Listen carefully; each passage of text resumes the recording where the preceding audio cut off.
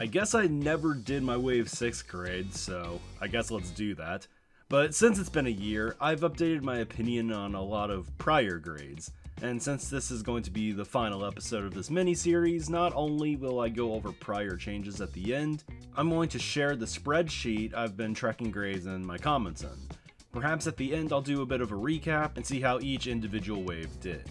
As a reminder, my grades are not purely just assessments of how I see the track personally.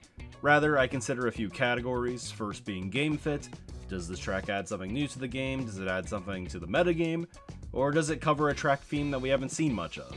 I look at the series at large here, and in many senses I see new retro courses as good for variety that kind of propels the series forward in a sense. Next up is fun factor, and this is my most objective grade. I question if I enjoyed this track casually and competitively, and if I enjoy playing it in time trials mode, and additionally, if I find it to be a fair and balanced course online. And finally, there's track quality. This will be an assessment of course visuals, remixed music, how well built the track is, do the out of bounds zones work, are the respawns good, is the coin placement sensical, and for remakes, does it respect the source material? And finally, and I really shouldn't have to say this, but these grades stem from my personal opinions. Yes, I'm going to have some breakdowns of why I see certain tracks in a certain light, but by no means do I claim any of this to be objective. It's just how I see things, and if you have any questions, comments, or even want to share your own opinions, feel free to do so in the comments below. I will give it a look.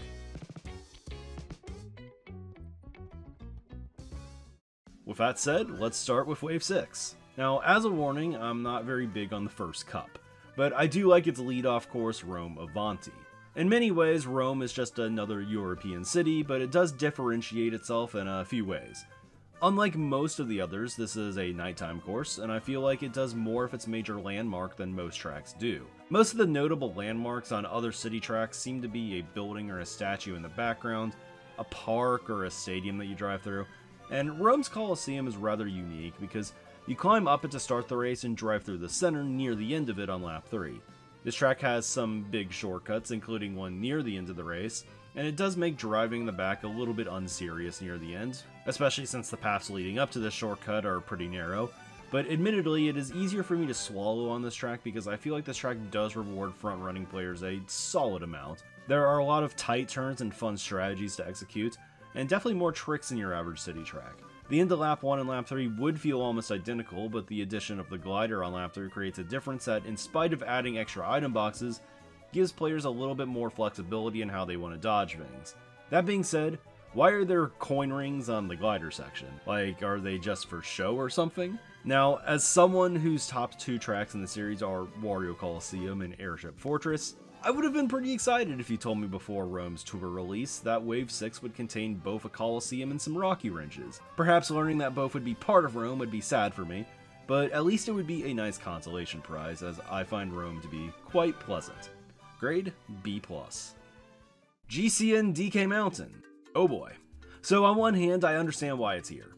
It is a fan favorite track from Double Dash, and the Booster Pass really took a while to give Double Dash fans some of their courses. And I've got to be happy with how they redesigned the mountain face too.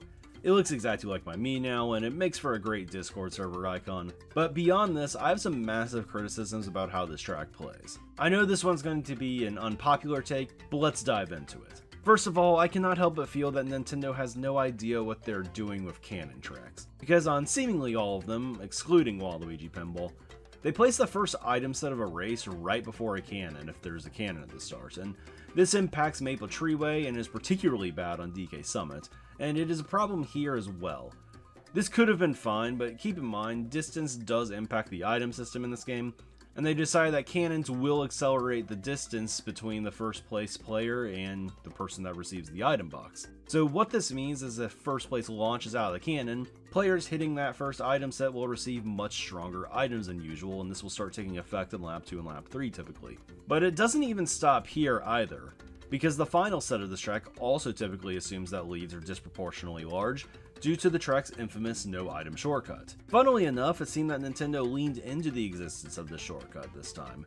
In both the Double Dash and Wii versions of this track, AT's final item set existed as the second-to-last item set, with the final one coming after the shortcut.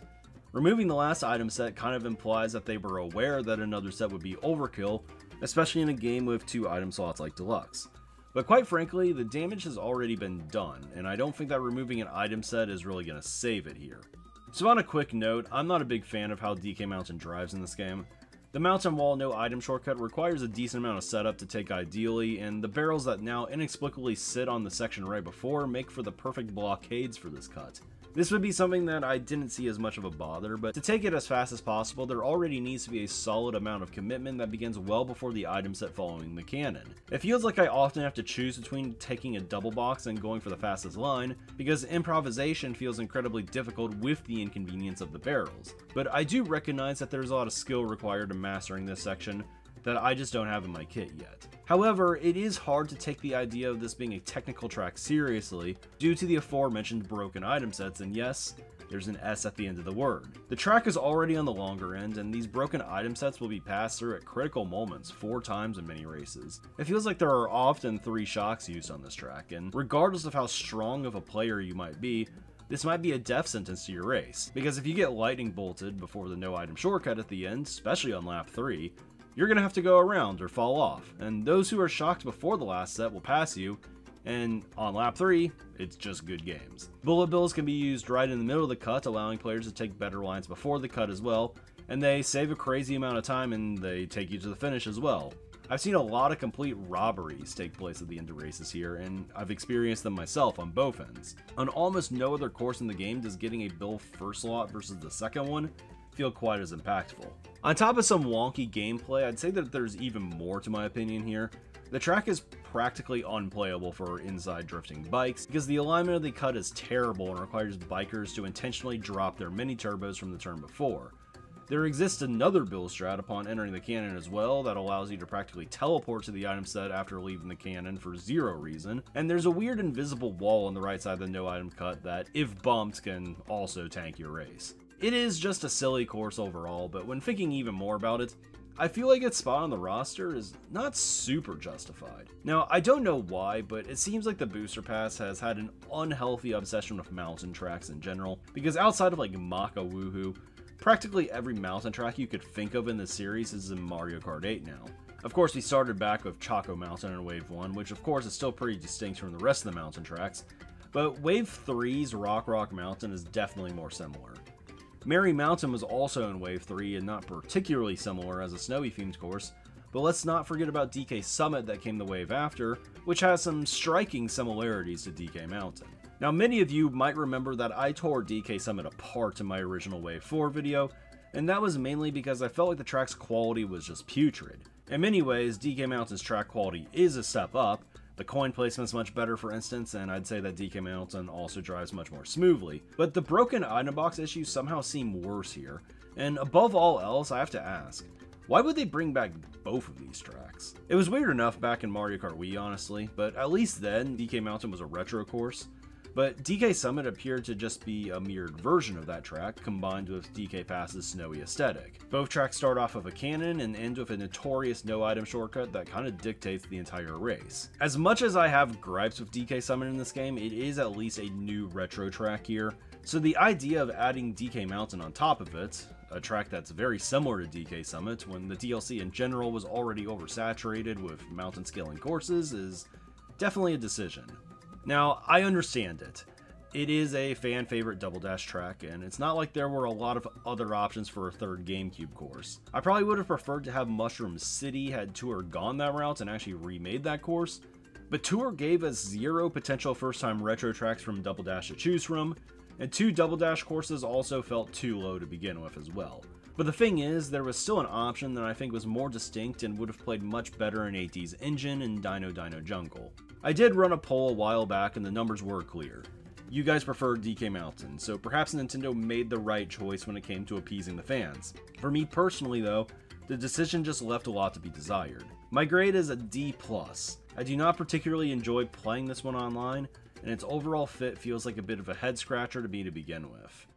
Moving on, we have Wii Daisy Circuit, and there is much less to say here.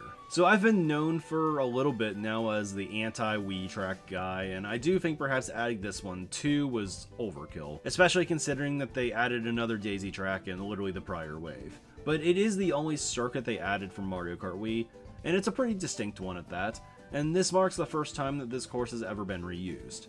I really like the track's new remix. It took, in my opinion, one of the most iconic Mario Kart songs and modernized it in a way that purely added more without taking away with what made it great to begin with. I would describe the track as rather inoffensive, I guess. It is a bit overscaled in my opinion, and I kind of dislike how all the main places to pick up coins feel incredibly out of the main racing line, and though my list of gripes about it is rather small, outside of its music, I can't say that there's a lot that stands out about it too. In my mind, it is a completely fine addition, but not one that exactly boosted my excitement for the Wave or DLC at large. When I originally thought it to be the mystery course on the inside, I was a little bit bummed out because I felt there were quite a few more interesting alternatives. But like I said, it's a fine addition. My grade is a C+, it's about as average as it gets for me. So I hate to be this guy, but my hater crusade is going to continue for a little while longer. Piranha Plant Cove is certainly an interesting course idea, but I am just not a fan. And while I recognize that there's a lot of skill required in perfecting its techniques, and even a lot of cool shortcuts, it is another one that I kind of dread playing online. Back in the original Mario Kart 8 Deluxe, I feel like it was kind of difficult for the casual player to notice how water mechanics work a bit. Doing a trick in underwater areas is effectively useless though, unless you are able to quickly hit the ground right after. And it made how you trick important on certain spots of tracks like Dolphin Shoals and Piranha Plant Slide. Here on Piranha Plant Cove, you don't really have much of a choice but to drift off a lot of the ramps on this track and hold your mini turbos for what kind of add up to be awkward amounts of times. It feels like the verticality aspect of the stage was not super well thought out as such. Now these sections where you have to hold your mini turbos and slowly float to the bottom of the course aren't inherently bad, and maybe it's just a preference issue with me, but I do prefer having, I guess, more to do. It doesn't feel like there's a lot of room to improvise in these sections, but what actually seems problematic to me is the coin placement on this track. There are very few sections where you can reliably pick up multiple coins at once. The Into Lap 1 provides a rare opportunity to pick up 4, but the placement causes players to go from the far right side of the road all the way to the far left side, and given this section is only on lap 1, it is often not worth it to do this because if you're up front, your opponents are still likely close behind. I have found that when I play this track in the lounge, nearly half the lobby consistently gives up on trying to front run on lap 1. The easiest coins to get on this track uncontested are taken extremely wide on the first lap, and for players that are on low tallies early on in races, these wide coins provide one of the best ways to retool, since there is still plenty of time to catch up afterward. It's kind of a shame because this playstyle diminishes one of the coolest shortcuts in the entire game. Mario Kart Wii players spent years trashing this game for not having interesting shortcuts, but the shroom cut at the end of the first lap is one of the coolest cuts in the history of the series in my opinion.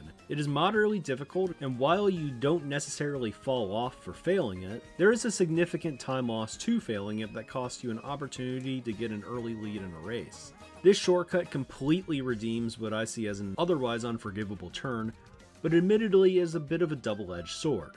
In the rooms I play, it usually feels like a safe bet that one person's going to be able to pull the cut off, which extends the first place lead even further ahead.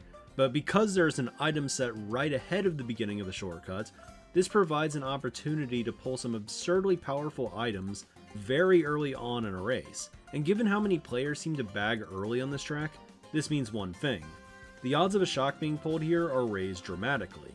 And this is almost entirely due to coin placement and how few can be picked up on lap 2. I think this track is actually the most likely track in the entire game to have a shock used on the first lap. And when that happens, one of the many players in the back might not dodge it, and have to make a hefty comeback as a result. But this also makes the probability of a second shock being pulled much higher as well, and because the first turn of lap 3 drives right past the last big straightaway of lap 2, it also provides for a prime opportunity for frontrunners to sometimes get starred or hit by a bullet bill. Now, I actually find the driving on lap 2 in particular to be pretty fun. This track kind of gives me Temple Run vibes, and its theme is much more interesting than the traditional lake and beach themes that Cheep Cheep Lagoon and Dolphin Shoals have. But any positive vibes I have about this track kind of just get erased on lap 3. Lap 3 is genuinely one of my least favorite sections of any track in this game. Of course, it starts with driving through the end of lap 2, but the ending is where everything converges, and I find the last few turns to be one of the most devastating sections in the entire game to get hit during. It is nice to have a dodge item for this section, but relying on having one might result in you just striking out if the front is randomly peaceful. As such, I have found the best strategy for this end section typically involves having a few mushrooms and just praying the pocket items of your opponents aren't demonic. In perhaps one of the greatest instances of irony possible, the final left turn of the track has the only string of 3 coins that are not unreasonably wide on pretty much the entire track, and truly this would have been great to have almost anywhere else. But here, it's kinda comedic. This is the type of coin placement that you would expect from an amateur custom track creator, in my opinion. Because they are wide and so close to the finish line, there is just not going to be a single instance where going for these coins is going to result in a faster finish time. But hey, thanks for adding them anyway, I guess. At least now, when all my opponents start tied of me and I get 10th as a result of it, I'll at least be closer to my next cart part unlock, and that's gotta count for something. Overall, I don't really know what to say here. I'm not the biggest fan of the track clearly, and I feel like it is an awkward fit with the game's mechanics, but even when thinking about it purely in a casual state, it doesn't seem purely distinct either. I think a reason for this is the track was designed almost identically to how the tour cities were designed, and some of you guys might remember that I praised Athens Dash for being a city that dared to be different, but because this track wasn't actually a tour city, they didn't necessarily need to add it to the game or really have to have it follow these rules. So including it in many ways felt like it was just adding to an already oversaturated amount of sector tracks. But still, this doesn't necessarily make it a bad addition. Matter of fact, its distinctness probably makes it much more likely to be loved than most of the cities to begin with. But even as a tour original course, it leaves some things to be desired. I really like Squeaky Clean Sprint as a water-themed track because it had a design that I felt we hadn't really seen before. It felt innovative in that regard. Sky High Sundae, on the other hand, didn't really give me the same feeling because it kind of felt like a different version of Sweet Sweet Canyon, even if the themes are still technically different. With Piranha Plant Cove, it feels a bit more like a Sky High Sundae situation to me. Instead of playing like an F-Zero track, it plays like a tour city, and because the course's defining icon was the big eel, it kinda just feels linked to Dolphin Shoals, which despite not having it as the icon, featured the eel in a much more prominent track-defining role. When I think of the big SM64 eel in Mario Kart, I think about Dolphin Shoals first, and that's despite the fact that I like Piranha Plant Cove more. 8D players won't know this actually, but there was actually an instance in one of the Cove variants in Tour where you do a trick off the eel much like you would in Dolphin Shoals, and it was cool, and it even helps you keep your combo going in that game. But I won't lie, despite it definitely being the more interesting track between the two, it does feel like an idea has been rehashed here. And with Koopa Cape also having this eel swimming around the ends of the track just the wave before, and Squeaky Clean Sprint also being perhaps a more distinct water course in that wave as well, Piranha Plant Cove is just not a course that I feel is a standout. There are some aspects I like, but still a lot that I don't. And I do appreciate that the track can reward talented players, but at times, it feels that like DK Mountain, it can also punish those same talented players as well. It is definitely not the worst water course in my mind, but I find it to be far from the best. My grade is a C-. After the release of Rome and Tour, there was a period of speculation on what the last tour city was going to be. It was not an unreasonable thought to think that they might be saving something big to be the final course. Initially, I thought the last track might be Athens Dash and that they were saving it with Vancouver at the end. This is because Vancouver was a fan favorite and because Athens was quite distinct for a city course. But with those courses returning in Wave 5, perhaps it meant that something bigger was actually on the way. Many people were speculating that we could see Rio or Cairo as the last track, and from a balancing perspective, it does make sense. There was no representation with Africa among the tour cities, as well as nothing from Central or South America. So for them to ultimately choose Madrid as the location of the final city, the 6th daytime European city in a list of only 14 total courses, well, it was a little bit disappointing to me. It seemed that they tried to make up for it by having a lot of unique landmarks here, but like I've mentioned, we've seen the stadiums before, and while I really enjoy the museum rendition of the Madrid Drive theme, we hear it for maybe 2 seconds a race or something, and like hats off for the effort, but the effort almost feels wasted.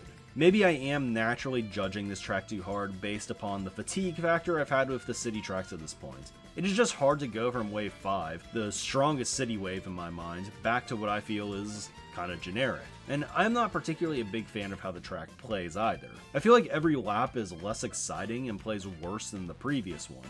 And this is easier to solve on time trials where you spend most of your time on lap 1, and I actually quite enjoy time trialing here since it mostly comes down to just having tight racing lines. But online, I just don't really share that same joy.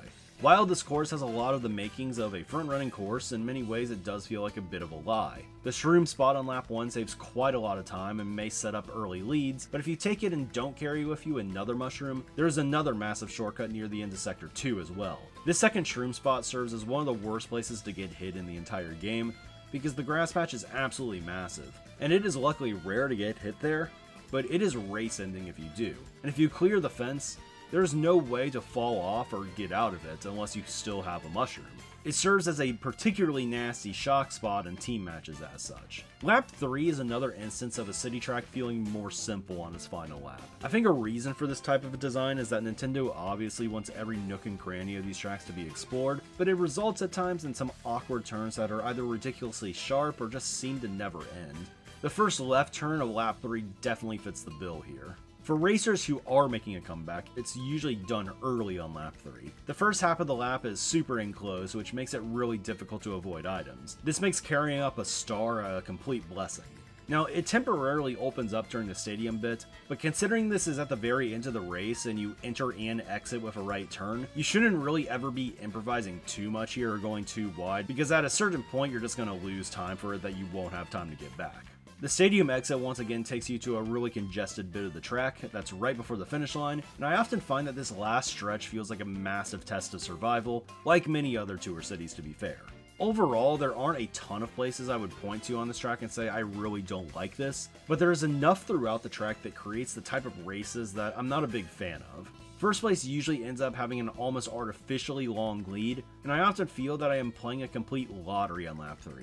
This is one of the worst tracks in the game to have a firefighter pulled behind you on the last lap, even if that's never really an ideal situation. But for all these reasons, it seems to be quite a common pick in the Mario Kart 8 Lounge, and at this point, I think I understand what makes a track popular in that server. The players seem to want a track that's technically possible to front run on, but also one that is perhaps easier to bag on. It is that type of track where you get hit once and you feel like you can justify going back. It almost feels like some type of plausible deniability thing is going on here, like people want to claim that they're picking a balanced track, but in reality they just want one where they can go back if they get hit one time. But hey, maybe I'm just overanalyzing things here. Overall, I think Madrid Drive is fine. It is not one of my favorites, and it does not particularly stand out to me as the final tour city, but they definitely could have done worse. Grade C. Rosalina's Ice World is a track I absolutely despised in Mario Kart 7. In that game, I found it to just be a bit clunky, but luckily there's a lot about the new version that I prefer. To start things off, removing the beginning cut and adding the one at the end works in my opinion. Ordinarily, I'm not a big fan of last turn shortcuts, but this one does not seem to be particularly overwhelming. I don't see it as the type of shortcut that is constantly going to reward the wrong players. On the other hand, getting rid of the opening shortcut is a big positive in my mind. Back in Mario Kart 7, you could fly over much of the gap during the big right turn early on. It was admittedly a very cool shortcut, but the placement at the very beginning of a race was absolutely terrible, as you would often have to compete in a bump fest with a bunch of monster tire wielding Metal Mario mains. It did not feel like the winner of these exchanges was the most skilled taker of the shortcut, but rather the one that had the most situationally lucky setup. I typically just went around on lap 1 as a result, because the respawn from missing the cut was really bad. So much of the race was decided right then and there, and I am glad that this unhealthy aspect of the track is gone, even if it makes time trials and speedruns look cooler. That said, the right turn section is still a bit silly. It is so hard to avoid items here given how narrow the track is, and trying to improvise and avoid something can sometimes just be worse, because you can now drive on the snow to the side that is functionally above the track, which causes a massive slowdown, or eventually, a respawn. In Mario Kart 7, the game pretty effectively kept you from going up there, and that was definitely noticeable for people that had a really high shortcut. The hard part was taking the cut tight enough. The landings, however, always somehow felt smooth. I find that the track really starts to shine here once the beginning of the race is more or less decided. The path splits on this track are used in a pretty good way. The fastest route actually starts off on the top section, but you want to fall down into the water to pick up some tricks in the middle. And at the end, the left path is actually faster now and provides the coins, which is a big step up from being completely useless in 7. The right path, however, is not much slower and still brings with it utility due to its boost panels. The boost panels actually make it a safer path, that will allow you to navigate late race bloopers, potentially dodge red shells, or re-accelerate quicker from a blue shell or lightning bolt. Some of you might actually remember that this was my dark horse prediction track for Wave 6, and I thought that the Daisy Circuit trailer debunked it originally, but a big reason I predicted it here was because I felt it was actually a pretty sensible fit. There are a lot of winter tracks in the DLC at large, but with Vancouver moved to Wave 5 and that track not necessarily being a true ice course, it had been some time since a true winter themed track, especially one that belongs in, the last cup, had been added. I feel like you have to just have one in the last wave too, since the last wave was supposed to launch near the end of the year, and this is Rosalina's only track in the series to date as well, which brings her some representation in Mario Kart 8, while also adding a bit of a surprise first time remake from the 3DS lineup that maybe a few people did not expect. Perhaps to some, the track might be a little forgettable, but I find it to be a pretty solid addition that is not just fun to drive on in this game's engine, and not just a cool ad for Rosalina fans and MK7 players alike, but one that is rewarding of the players who take the time to practice it. Grade B+. So SNES Bowser Castle 3 is not my favorite track of this wave. I think I prefer the course ride before it and the course ride after it by quite a bit even. But what this track is a phenomenal ad. Like any SNES course, there is only going to be so much you can do with it. The track design of these Super Mario Kart tracks are never super deep, and almost all of them feel similar in some ways. You start off going around the perimeter, you kind of go inside at the end and then go back out, and then that's the lap. But at the end of the day, we knew we were not going to avoid a second SNES course, and this track delivered perhaps the best possible result we could have expected out of the situation. Truthfully, I had been begging Nintendo to finally reimagine one of their SNES retro courses, and for a really long time it felt like that they kept these tracks intentionally faithful due to some nostalgia factor, perhaps to display how far the series has truly come. And this mindset was still at its worst during the early stages of the Booster Pass when they added in Mario Circuit 3, my lowest graded course of the entire DLC. It seems they finally understood the assignment here though. Take one of your archaic tracks and make it one of your coolest through modernization. They really didn't need a complete overhaul to do it really, but that is the route that they took. Add some trick ramps early? Sure. Add an anti-gravity section to MKAtify it? That'll surely work too. The 3-path section? Well, let's elevate the walls. It might be more difficult to take that route now, but let's make it rewarding with additional item boxes and a way to start the final left turn earlier. The end result is that the end of the course is a bit more elevated still, and that's nothing a final trick cannot fix. Maybe we could add a double trick off the top of a flomp that could be situationally cool too. All of this is really good stuff. This track's visuals are astonishing. The remix was never going to be something crazy given that it's a 40-second loop, but it was everything that it needed to be. A metal version of the Super Mario World final boss theme. So yeah, I think that they maximized what a remake of this course could actually be. It has come a long way from me mauling over it in Super Mario Kart Time Trials because straight up, there was a section where the road could be entirely covered by flomps, and what kind of course design was that? Well, none of that matters now. But perhaps what is going to make the grade for this track above anything else is just how it fits Mario Kart 8 Deluxe to begin with. Deluxe needed another Bowser's Castle track. It is a prominent Mario Kart course, and out of 88 courses, there was only one Bowser's Castle themed level in the entire game. Keep in mind, MKDS and MK7 both had a new 3D Bowser's Castle level and a 2D retro one. Mario Kart Wii had 3 total, with both a 3D and 2D retro. And only having one Bowser's Castle on a roster of 96 would have been completely unfathomable. There are more Bowser's Castles than Rainbow Roads overall, and Deluxe still got 5 Rainbow Roads, so what exactly is the holdup? Additionally, there were only 3 other SNES courses in the game. It was probably a justifiably low tally, but ideally, it would make sense to add a 4th one that can actually boost the quality of the game. Now before BC3 launched in Tour, all 7 of the other SNES course types had been remade in Tour. Tour's RMX tracks often use SNES track themes as templates even, but inexplicably when they made RMX Bowser Castle 1, they modeled the course after the GBA Bowser Castles instead, and it almost felt like Nintendo was deliberately choosing to ignore the existence of the SNES Bowser Castles. This sentiment was largely felt because the 2D retros, as I discussed earlier in the games leading up to MK8, were all GBA BCs as well. This was not a new thought, this had just been going on for a while. With nearly 2 decades of this retro track era in the books, not one of the original Bowser Castle courses was ever brought back. That is, until now. For a track that fits perfectly into the game, and clearly maximizes its potential, There is simply no other grade to give. It is an A+. And finally, we arrive at Wii Rainbow Road. I'm not sure there is much for me to say here that hasn't been said already. Was another Rainbow Road truly needed? Well, probably not. How about another Wii course? I mean, definitely not. But is this the ideal track to have close out your DLC? I mean, of course it is. In my mind, it is the best Rainbow Road in this game, and I do not think it is particularly close. This game just happened to bring back all my lesser favorite Rainbow Roads, but this was one of the ones I've always liked. Given its popularity, it has always made perfect sense here, and admittedly, I think the nostalgia overload is causing people to overrate it quite a bit. For me, I would say it's around my 15th to 20th favorite track in the game, but I see it as number 1 on most people's lists. Quite frankly, if it wasn't a Rainbow Road, I don't think anyone would have it that high. The decision to go with different physics that we found on the F-Zero courses was a strange one, and I really did not like it on a first play, but as I continued playing, admittedly I think it was probably the best thing for the track in this engine. The driving is actually rather simple for a Rainbow Road, but in serious matches, I find that this track really shines for playmaking opportunities. It is the longest track in the game, and you would think that there would be a lot of shocks on it as such, especially since it is a cannon track as well.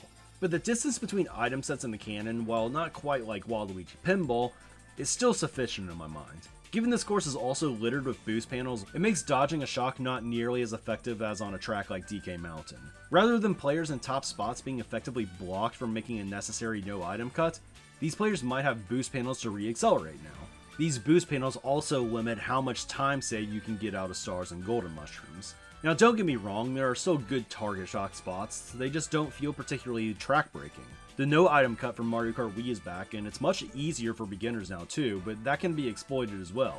What's positive for me here is that players can still opt to go around this cut without their race immediately ending for it, which I think is clearly a good thing. Getting hit on the wavy section can be quite damaging as well, but with a boost panel at the end of the section, the damage isn't completely backbreaking. The half-pipes work decently well on this track. The first set of them make taking the no item shortcut a really smooth and satisfying transaction. The final one, well, it functions, which is good considering it is technically required for players to finish a race. I think I prefer how it operated in Mario Kart Wii here, to be honest, because it simply felt more consistent to me, and admittedly this is a place where I personally need to get better, but I dislike that taking that turn as tight as possible sometimes results in no trick boost at all. The ending section is still quite cool. The faster path has changed from Mario Kart Wii, but the lesser used one is still useful for avoiding traffic. I also feel like the coins are placed in quite reasonable spots on this track as well. Here, the wide coins at the end of the lap make sense because unlike Piranha Plant Cove, you can access them on laps 1 and 2. And unlike Daisy Circuit, you can still pick up a solid amount per lap by just taking reasonable racing lines. I will admit the meteorite effect being here feels so incredibly cheesy. Like, don't get me wrong, it's an iconic part of the track, especially considering the original course was known for making players fall off a bunch. But not only is that not really the case anymore, but it just doesn't make much sense with Mario Kart 8's mechanics. You all know by now that Lakitu comes to immediately pick you up in this game, and the trade-off of a quicker respawn is that you don't get a chance to do a respawn boost. But on Wii Rainbow Road, the amount of time it takes to respawn is so much longer specifically because the meteorite effect has to play out. In a sense, it is a special treatment thing, but it also impacts gameplay. And I'm not dinging the course for it, but I can't help but roll my eyes a little bit when it comes to the nostalgia baiting that Nintendo will do for the Wii fans, all while they willingly let Sunset Wilds miss out on its track-defining visual feature. I know the people that defended Sunset Wilds said that it would take a lot of effort to fundamentally change the game for one track, but isn't that what we're doing here? I know skyboxes likely take quite a bit more time, but it's just the sentiment that bothers me here. My grade for this course is an A-. It's a very quality addition in my mind that adds to both the casual and competitive fan base's enjoyment of the game, despite the fact that the game is already overloaded with Rainbow Roads and Wii courses alike. It is not particularly complex to drive in this game due to the new physics, which almost makes me feel like it's a different track entirely from its Wii counterparts, but I can't help but still love it alongside its excellent new remix. 8th edition allows the booster course pass to absolutely stick the landing. Now, initially in my prior videos, my grades were based more so on vibes, but because it has been many months since Wave 6 launch, I don't want to make corrections again after this video because I feel like my opinions have had sufficient time to mature. As such, I've wanted to ensure that my grades are as accurate as they can possibly be, So I've strongly considered my criteria from the beginning of my Wave 5 video, and applied individual scores to all 3 categories for every track in an effort to see if perhaps I overrated or underrated any tracks in particular. Before I show you all my grading sheet, I have a whopping 14 grade changes. I'll try to be brief with them, but I want to share them here first, starting from Wave 1. I have dropped Paris Promenade from an A- to a B-, and while I do enjoy the driving of this track and how it plays online, it should be noted that it is one of the most plain European cities, repeats its first lap twice, and is not particularly well made visually or in regard to its out-of-bounds sections. I've also dropped Coconut Mall from an A- to a B+. Despite being a reused retro track, I do think it played a distinct role in being an original selling point for the DLC, and its idea is still unique. While I still find it fun, what caused the drop was its visual quality and personality not being up to par with what is expected from the course. The driving alone does make it my favorite version of this track, but it is not the best version of itself in every attribute. I've also knocked Tokyo Blur down from a C to a C-. This was solely due to a shift in my grading scale to make the grades more balanced from top to bottom, but admittedly, this track is the epitome of mid, so I don't particularly feel bad for it. It does nothing wrong, but it doesn't really do anything right either, and a Tokyo-themed track could have been so much more. Ninja Hideaway will be my first buff, if you will. I'm moving it from a B+ to an A-. The question here was never one of originality or fun factor. Originally, I dinged the track simply because it was not particularly well made and had some of the worst out-of-bounds triggers in series history. And as the course that nearly saved the Booster Pass's reputation from a rough start, I feel like this grade change is warranted, and it's why I gave its game fit score a perfect 5. This upgrade is not me forgiving it for its bad out-of-bounds triggers, but rather just appreciating what it actually brings to the table a little bit more. I'm giving Sydney Sprint a small drop from an A to an A-. I still think it is among the best of the city editions, and it's still quite distinct. The reason for the drop is that I think it suffers a little bit from being one of the earlier Booster Pass tracks as well, and I think that visual quality wise, it could have been a bit stronger. Now, spoiler alert, but my biggest drop is going to be Mushroom Gorge falling from a B- to a D+. Initially, I wanted to like this course because it exceeded my expectations in how it drives in this game. I had thought it was going to be a complete disaster in that regard, and it really wasn't. But when looking at the categories, I could not justify giving it a high score in really anything. It doesn't look good, the remix had practically zero effort put into it, and the track plays like a complete lottery, requiring mushrooms to be pulled in fortunate spots at the end of races. The track is unplayable for inward bikers, and on top of all of this, it just adds to the unnecessary saturation of Wii courses despite already returning in Mario Kart 7. It is at least fun in time trial mode, and the fence gap cut is a cool risk and reward element that the course has going for it, but I find that the gap cut is actually kind of a detriment to the course when it comes to how it plays in competitive matches. For pro players, there's not really a risk in making it per se, it just kind of makes the RNG required to be able to take it that much more important. I find that this track does a lot of things really poorly, and I am constantly reminded of what I dislike about it given how much it is picked in the lounge, namely when there's a bike player in the lineup. I'm glad many people are happy that it was added to the game, but I am just not part of that group. I will be moving Peach Gardens up from a D to a C. In my original grades, I was definitely just too harsh on it, but I still stand by the fact that the reverse lap results in some catastrophically bad track design. There's a part of me that I think wanted to have it below Calamari Desert because I think Calamari's change is one that actually benefits the track, but doing that also ignores the fact that Peach Gardens is just a better course in general in my mind that does more well. Despite me disliking the big change, this is still my favorite version of the track. And despite it being a second time retro course, it did not get in the way of tracks like Shroom Ridge or even Mario Circuit from returning. The only real crime it committed was being selected over Airship Fortress as a second time retro in my mind, which to be honest is probably the fault of them wanting to add some backwards lap. What can you do about it though? I'll also be moving Merry Mountain up from a D+ to a C-. Overall, I gave it the same scores as Tokyo Blur. I find it to be kind of visually unremarkable despite it having a unique idea, and despite the first half of the track being pretty strong, I find the ending to be quite plain and downright bad. That being said, I find this track to be rather innocent when comparing it to every track that I gave a D grade. It is unremarkable in my opinion, but there's nothing truly wrong with that, and as such, I think it should not be in the D tiers. So I guess I kind of started off by dropping everything, but that was purely a coincidence. I've got even more courses to move up now. Riverside Park will be moving up from an A- to an A. Everyone who knows me knows I love this course, but I think perhaps I undersold the quality of this remake in my original video in an attempt to not be overly biased. Personally speaking, I think this is the best remake they made in the entire booster pass. It looks absolutely phenomenal. The changes they made to the track design honestly work to its benefit when considering how the course plays online, and so much charm and personality was added here. Some of the most minute details were maintained from the GBA version, and I really appreciate the seemingly random levels of love they gave to what many saw as a rather forgettable course. DK Summit again is on the climb, this time from a D to a solid D+. The track is still a dysfunctional mess in my mind, and I actually gave it a 0 on the quality department for that reason. And if you want to hear the full rant, you can go back to my Wave 4 video, but it is oddly kind of fun, and at the end of the day, that cannot be forgotten. In my mind, it at least deserves to have the same score as DK Mountain, which was a much worse fit for the game in my opinion, and one could say that DK Summit was responsible for half-lives being shoehorned into this game, and maybe that makes it not a great fit, but I can't really complain.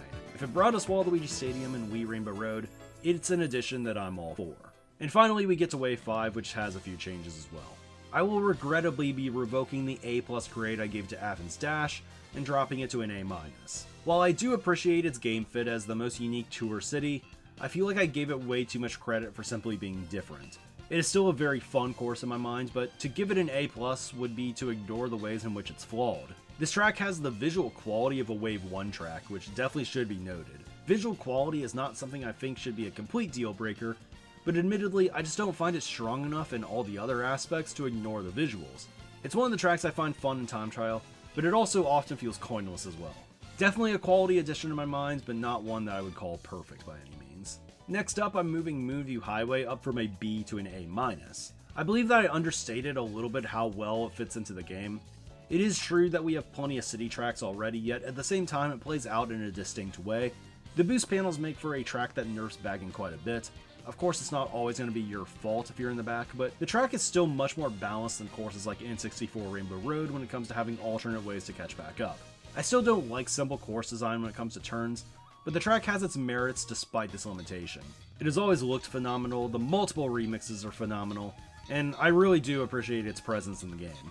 I'm going to be moving LA Labs down from a B+ to a B-, and this is one of my favorite cities in Tour due to its rather unique setting and vibe, and I think I wanted to like it in 8D as such too. But admittedly, a lot is lost in the translation. The track feels less like Los Angeles to me in Deluxe and more like a generic beach city.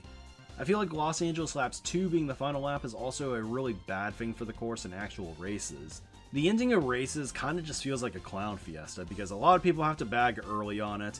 The beginning section of lap 3 is wide open and great for people in dodges, and the end of the track converges to very narrow paths that result in a lot of chaos just happening.